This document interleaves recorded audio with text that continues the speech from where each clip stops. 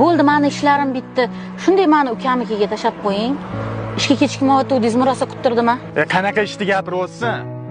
Menga va'da qilingan lavozimga boshqasini olib kelib qo'yishdi. Onasini ham o'sha ishini ham.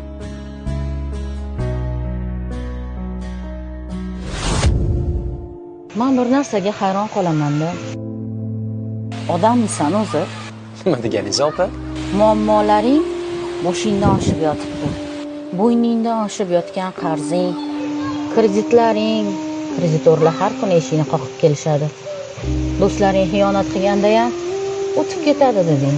4 yildan beri farzand kutasan, bermayapti. O'tib ketadi deysan. Mana bugun ishdan bo'shatsan. Bularni hammasiga chidashga qanaqa qilib kuch topasan, men hayronman. Ishonasanmi? Pochini bugun boshiga kichkinagina tashvish tushdi, lekin dunyolarga sig'mayapti. Ammo unga qanaqa qilib dalda bo'lishni bilmadim.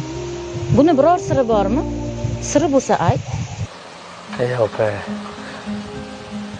O'tib ketar deymiz. Ammo jonimizdan o'tib ketganini faqat o'zimiz bilamiz. Ishoning, o'tib ketadi.